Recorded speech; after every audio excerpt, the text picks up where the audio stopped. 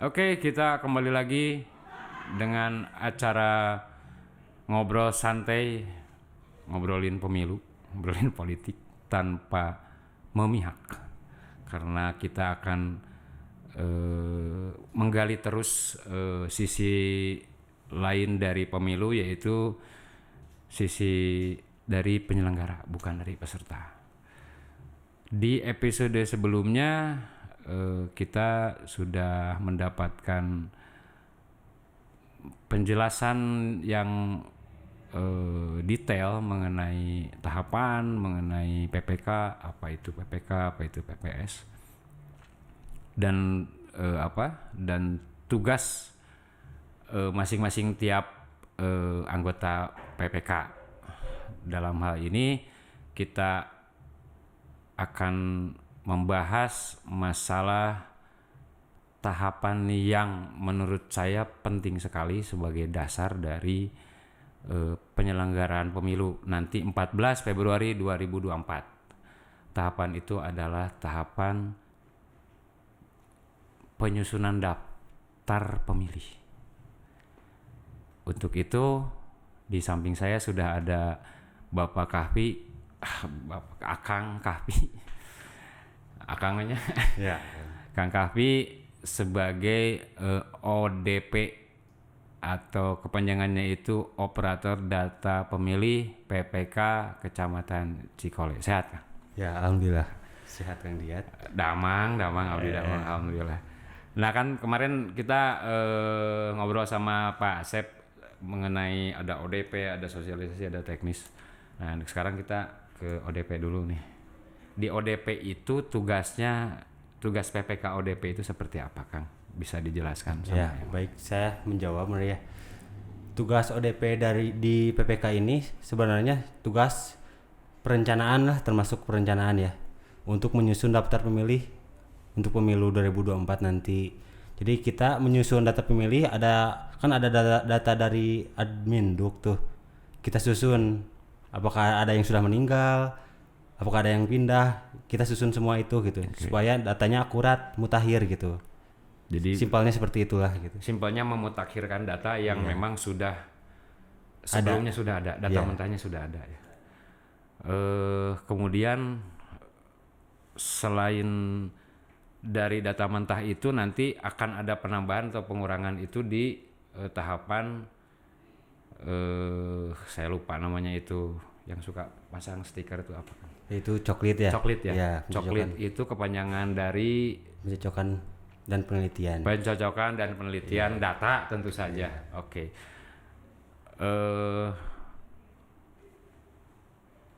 Yang menjalankan coklit seperti apa Kang mekanismenya?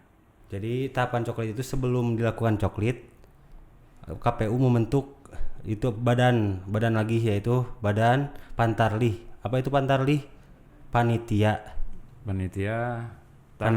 pemutakhiran data. Iya. Tarnya itu pemutakhiran. Iya, pemutakhiran data. Jadi Pantarlih itu nanti pas tahapan kemarin itu kita memberi aplikasi kepada Pantarlihnya yang berisi data untuk diperiksa ke lapangan, ke wilayah. Apakah data yang kita punya itu sesuai dengan yang di wilayah apa tidak gitu. Aplikasi di handphone gitu ya. Iya. Jadi sistem online nih. Online ada juga, tapi manualnya ada dikasih. Jikalau misalkan aplikasinya tidak jalan, kita gunakan yang manualnya dulu ada aja. Plan B-nya manual. Iya. Kalau defaultnya itu aplikasi online ya. Iya. Jadi dari data mentah yang dari apa tadi saya susah DP4 ya. DP4 lah ya, sebut DP4. Data mentah itu lalu kemudian dicoklit oleh Pantarlih. Ini Pantarlih ini rekrutmennya dari masing-masing wilayah atau gimana? Ya, jadi kalau Pantarlih itu direkrutnya berdasarkan RT RW-nya sesuai TPS yang bersangkutan. Misalkan RW 1, RT 1, TPS 1 misalkan. Berarti orang Pantarlihnya orang harus TPS 1 gitu. Jadi yang tahu wilayah sekitarnya gitu. Si Pantarlih ini akan memilih di tempat Ya, nggak boleh ya. Oke, misalnya Pantarlih di TPS 2 tidak boleh mencoklit di TPS 1 lah kayak gitu ya. Jadi dia harus tahu wilayahnya, wilayah. gitu. Lalu harus tahu gadget berarti ya, otomatis. Berarti kemarin ada kesulitan apa enggak Kang? Karena kan mungkin ada yang gaptek ya, Pantarlih kan nggak semua ngerti gitu. Kemarin kumaha tah? Ada yang Ya paling yang masalah servernya ya, mungkin karena servernya satu tapi banyak kabupaten atau kota yang menggunakannya, jadi kadang down gitu saat sinkronisasi gitu. tapi error di Pantarlih jarang. Jarang Pantarlinya. Paling masalah gadgetnya misalkan iPhone tidak mendukung, otomatis harus ganti Android gitu. Nah kemarin iPhone nggak dukung. Iya. Jadi berarti otomatis gampang merenya ya nanya apa pengoperasiannya mudah Ya, sekali. jadi langsung ke servernya langsung gitu datanya. Otomatis langsung kita PPS dan PPK tuh langsung bisa ngecek Oke. berapa orangnya telah tercoklit gitu. Oke. Ngomong-ngomong sekarang satu TPS berapa ini Kang? Berapa jumlah pemilih maksimal Kang? Maksimalnya 300 ya sekarang. 300. Iya. Jadi dari satu orang Pantarlih ini 300. Iya, 300. maksimal. Maksimal. Tapi ada yang 200 sekian berarti ya. Maksimal 300. Berarti 300 di RT saya ya satu sih di RT. 300 cukup sih nanti. Terus di data itu kan data pemilih ya, itu kategorinya apa saja ya Kang? Apa namanya ya, kategorinya misalnya NIK, NKK gitu. Oh, Apa variabel aja? yang ya, ada variabel dalamnya. ya variabel Oh, datanya. yang pasti ada NKK ya, nomor kakak. Terus ada nomor induk keluarga, NIK, ada nama, jenis kelamin, tanggal lahir, alamat, RT RW-nya ada, termasuk TPS-nya yang telah distrukturisasi sama PPK PPS-nya itu. Jadi RW berapa, masuk ke berapa, ada nanti TPS-nya TPS berapa gitu di situ. Jadi TPS-nya bergantung RW dan RT-nya, ada RW yang dibelah jadi 2 TPS, ada yang satu gitu. Karena kebijakan 300 tadi Iya. akhirnya ada restrukturisasi itu ya. Iya gitu. Nah kan ini data Kang ya. NKK ada, NIK ada, status perkawinan juga. Kan pasti harus dirahasiakan. Iya. Itu bagaimana upaya dari tim divisi ODP ya, untuk menjaga kerahasiaan data ini supaya tidak bocor. Ya, jadi sebelum kita dari KPU-nya ya, misalnya KPU memberi data ke PPK. PPK sebelum diberi datanya, PPK mendatangani surat perjanjian rahasia pertanggungjawaban gitu. Jadi pas PPK menurunkan data ke PPS juga sama, diberi materai untuk perjanjian kerahasiaan data. Jika ada data yang bocor, yang bertanggung jawab ya PPS-nya, PPK-nya gitu. Jadi ketahuan. Di PPS juga ada ODP, di PPK juga ada ODP.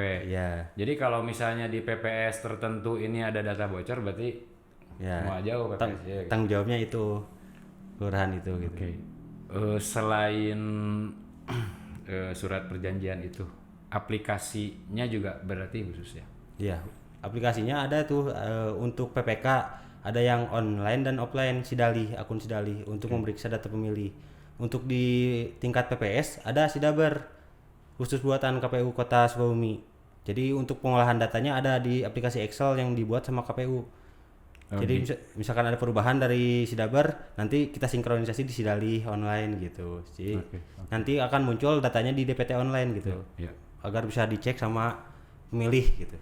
Ya tentu saja data ini kan kenapa harus sampai NKK NIK itu juga supaya entong aya pemilih ganda berarti kan. Iya gitu. Cuma rawannya rahasia gitu ya. Oke, kalau setelah coklit nih kan tadi coklit ya, Pantarlih jalan coklit. Lalu itu laporannya berarti lewat online tadi. Ya online ada, manual ada. Oke, itu yang bisa ngeakses berarti hanya Kang Kapi. Enggak, penyelenggara. Semua penyelenggara yang Khususnya operator data pemilihnya gitu. Oke, jadi operator data pemilih di tingkat KPU di KPU ada ODP nggak? Enggak. Nggak ada. Perencanaan data dan sorry. Jadi di ODP PPK dan ODP tingkat kelurahan itu bisa mengakses data yang di-upload oleh Pantarlih. Oke.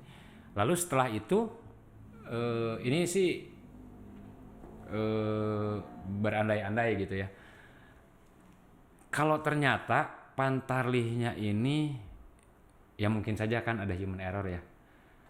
Tidak mencoklit satu pemilih. Ya. Itu prosesnya gimana, Kang? Misalkan saat proses coklit terlewati ya, Iya. orangnya jadi nggak tercoklit, ada masa tanggapannya. Setelah coklit dilakukan kan ada dilakukan rapat pleno Oke. di tingkat PPS, PPK sama KPU. Setelah diumumkan, misalkan orangnya tidak tercoklit, tidak ada dalam daftar, Oke. orangnya bisa datang langsung ke PPS kelurahannya masing-masing. Jadi membuat tanggapan bahwa saya belum tercoklit, nanti sama PPS-nya didaftarkan sebagai pemilih baru gitu. Ya gitu, gimana bisa tahu kalau orangnya tidak tercoklit? Biasanya saya nggak kecoklit nih, Iya. saya nggak kecoklit.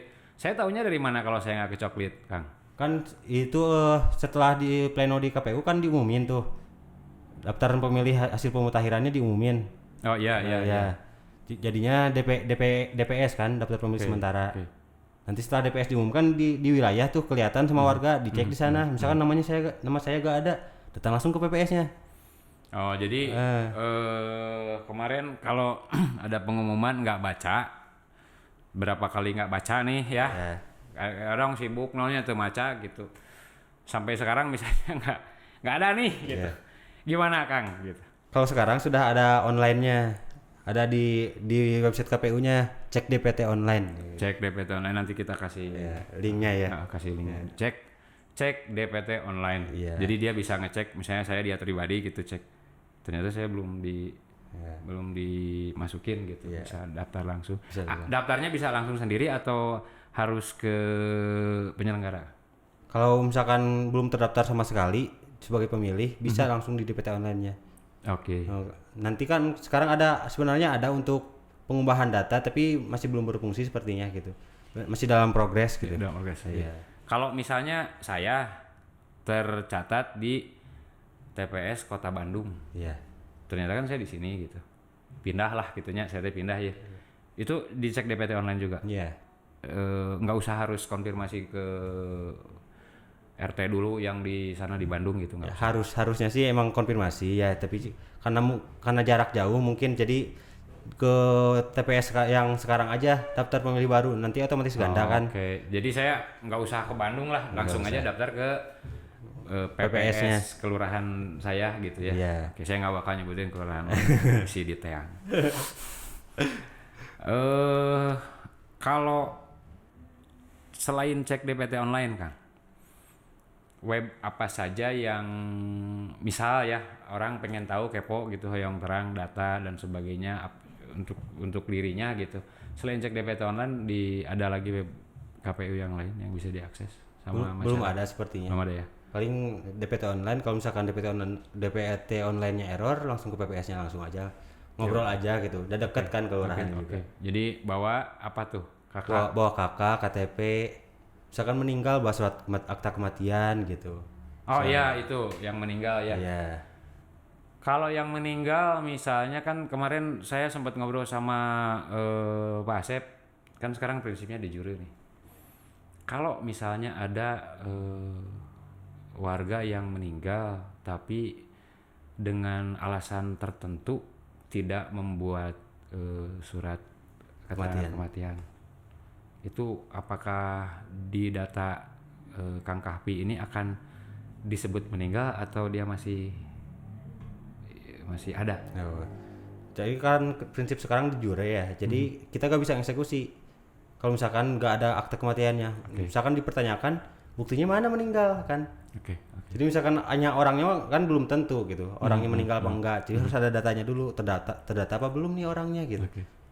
Jadi harus jelas dulu datanya, baru kita eksekusi gitu. Jadi ada pasti ada ya kemungkinan nanti di TPS masih tercatat gitu orang yang sebetulnya sudah meninggal. Iya. Itu karena prinsip sekarang ini di juri, Di juri. bukan jadi ada maksud dan tujuan yang lain lah ya, karena di juri ya. Iya. Mudah-mudahan bisa lebih baik lah gitu daripada nanti dulu mah de facto berarti harus lihat nisannya menurut Iya, harus ke makam langsung Nah, gitu. saya nggak tahu gimana dulu berarti wah ini faktanya harus ke makam gitu, baik surat nggak ada foto makamnya gitu. Saya nggak tahu gimana laporan. Kan itu juga sebenarnya bisa dipalsuin ya. Ya nanti Makamnya bikin. saya padahal can mau disimpan di foto dia tuh udah meninggal dicoret. Eh, oke. Kita rehat sejenak untuk ada yang lewat dulu. Acara ini didukung oleh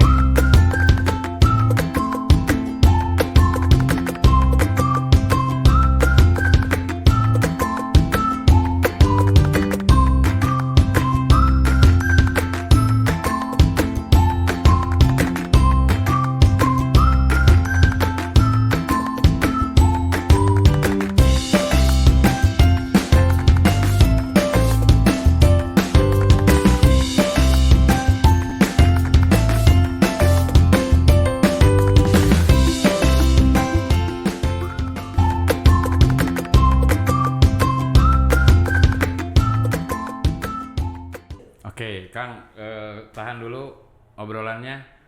Iya, dicoba dulu nih. Ini UMKM Kota Sukabumi. Sirup pala, mangga. Kepala ya. Saya juga nggak tahu ini mesennya di mana. Tahu-tahu nongol di sini. Mangga dicek aja lah. Segar. Ya. Oke, Kang, lanjut, Kang. Tadi sorry saya loncat-loncat nih. Balik lagi ke belakang ke masa coklit. Kan eksekusi itu berarti merubah data ya, Apa aja, Kang, kategorinya yang harus dirubah dari data DP4 yang tadi data awal itu? Ya, jadi misalkan sebenarnya semua data juga bisa diubah value-nya. Jika data itu tidak sesuai sama yang asli di KK-nya. Misalkan di DP-nya, di daftar pemilih yang awalnya, ini orang ini belum menikah, tiba-tiba udah menikah gitu. Itu harus diubah. Misalkan tanggal lahirnya tidak sesuai, bisa diubah juga. Salah huruf aja di nama atau kurang gelar masih bisa masuk. Masih bisa diubah. Iya. Dan itu nanti di ada keterangannya ubah data. Ubah data nama misalkan. Terus yang dulunya bisa jalan kaki Jadi disabilitas bisa. Disabilitas itu berarti pemilih yang memang akan diperlakukan khusus ketika di hari H mungkin ya. Ya, seperti itu. Lalu yang berkurang nih, Kang. Berarti kan pemilih tidak memenuhi syarat. Itu apa aja, Kang? Pemilih tidak memenuhi syarat itu apa aja? Selain meninggal ya, selain meninggal kan sebenarnya ada 8. Yang pertama kan meninggal udah pasti ya. Ada kegandaan di tingkat kota, kabupaten, nasional maupun internasional. Terus ada yang belum cukup umur, ada. Kategori umur. Ya, belum cukup umur. Ada pindah domisili ada. Terus ada yang misalkan asal anggota TNI, anggota Polri, itu juga TMS. Oh iya, mereka nggak boleh ini ya, nggak punya hak untuk memilih gitu. Ya, nggak punya hak untuk memilih. Ya, jadi dicoret gitu. Wayahna anu TNI sareng Polri nanti aja nunggu pensiun. Ya, nunggu pensiun baru mangga pemilih pemula ya. Ya, jadi pemilih pemula nih ya. Sarjana 17 tahun gitu. Yang ganda, Kang, maksudnya ganda itu berarti beda-beda tipis sama pindahnya. Iya, beda tipis sebenarnya. Kalau ganda misalnya saya tercatat di Bandung dan tercatat di sini itu ganda. Yeah. Karena saya pindah. Yeah. Ada nggak, Kang, ganda tapi nggak pindah gitu orangnya? Ganda ya, jadi ada 2 aja namanya gitu. Ada sih. Itu mungkin kesalahan di Dukcapilnya ya. Misalkan typo saat mengetik nik harusnya angka 1 jadi angka 2. Namanya tetap sama, tapi beda nicknya gitu. Itu jadi ganda, termasuk ganda. Jadi sampai gitu sampai segitunya ya, ini penyaringannya ya. Jadi tidak mungkin ada 2 nama. Kalau nick beda, nama sama, kesananya sama kan jadi tetap terdaftar dia sebagai pemilih. Padahal orangnya cuma 1. Jadi bisa kecek lah ya. Bisa kecek. Diperiksa semutakhir mungkin lah gitu. Kalau misalnya gandanya karena punya 2 kakak juga bisa. Ya, kalau udah 2 kakak lihat kakak terbarunya yang mana? Kakak terbaru yang diambil. Misalnya saya boga pamajikan 2, bikin kakak 2. Gitu artinya. Yang istri muda berarti ya kakak yang terbaru gitu. Di istri tua saya dicoret. Jadi ketahuan kan. Jadi punya istri 2 ketahuan sama istri pertamanya. Jadi gara-gara pemilu bisa jadi aya nu kanyahoan nyandung kebuka gitu. oleh para ODP. Tapi kan ODP nyimpen rahasia. Iya, rahasia terjamin. Iya. Jadi mau diomongkan dah. Enggak. Bu, si bapak teh salaresna nyandung gitu mah. Enggak dong. Tahu-tahu tidak ada aja orangnya ya di Iya. situ tanpa alasan berarti tidak harus dikasih tahu sama warganya atau sama Pak RT-nya, Pak RW-nya bahwa orang ini kami coret karena ada keluarga baru. Itu kemungkinannya misalkan istrinya bertanya, ini kenapa suami saya dicoret? Nanya ke PPS, oh Bu ganda sama kelurahan ini, otomatis istrinya nyari dong. Oh, gitu. Sama kelurahan atas nama sama keluarga mana nih Oke. sekakaknya, otomatis ketahuannya di situ. Tapi kan rahasia kan. Rahasia untuk umum, tapi untuk keluarganya kan harus tahu. Iya, demi kemaslahatan. Keamanan kita. Jadi ngomongin rumah tangga ya teh. Ya, tapi memang begitulah data ya, harus lebih akurat ya, karena biasanya di situ masalahnya gitu kan. Dan yang saya selalu concern itu adalah jalannya demokratisasi di kita itu kan berharap kepada pemilih pemula kan. Karena pemilih pemula ini tidak terkena polusi demokrasi zaman baheula. Orba ya. Ya, demokrasi zaman baheula lah. Ada demokrasi dulu juga, cuma kan gitu. Nah, ini gimana pemilih pemula? Kang, kemarin juga saya nanya sih ke Pak Asep, cuma saya sekali lagi mau nanya ke Kang Kapi. Jumlah pemilih pemula di Kecamatan Cikulai berapa persen? Ada perkiraan 11,26% ya. 11,26%. Tapi sekarang lagi masa penyusunan lagi, ada kemungkinan nanti ada penambahan lagi gitu. Okay. Kan sekarang masih dilakukan sosialisasi ke pemilih pemula itu supaya mendaftarkan diri gitu. Oke. Jadi kita kan tambah masuk maju ini pemilu ini kita jadi aktif lah gitu. Oke. Pemilih pemula 11,12% lah ya. Nah, kan pemilih pemula itu ada yang sudah punya KTP itu berarti umur 21 ya. Paling ya, 21. Nah, nanti yang belum punya KTP nih, tapi dia sebetulnya tanggal 14 Februari dia milih itu kedaftar juga kan? Ya, terdaftar.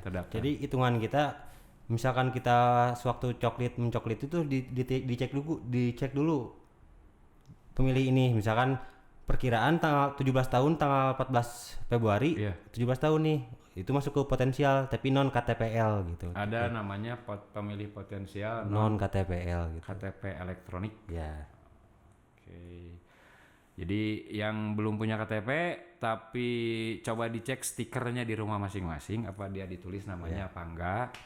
Terus merasa 17 tahun nanti di umur di hari Februari 14 2024 silahkan gunakan hak pilihnya untuk memilih secara cerdas, mensukseskan demokrasi dan merubah nasib bangsa ini. Mudah-mudahan dengan adanya proses demokrasi yang berkelanjutan, bangsa ini menjadi bangsa yang terus lebih baik ke depannya. Amin. Rupanya saya masih kayak ngobrol sebetulnya, tapi bahan obrolannya udah habis. Jadi kita sudahi aja. Oke. Hatur nuhun Kang Kapi sudah mau ngobrol ngalor ngidul sama saya. Assalamualaikum warahmatullahi wabarakatuh. Assalamualaikum warahmatullahi wabarakatuh.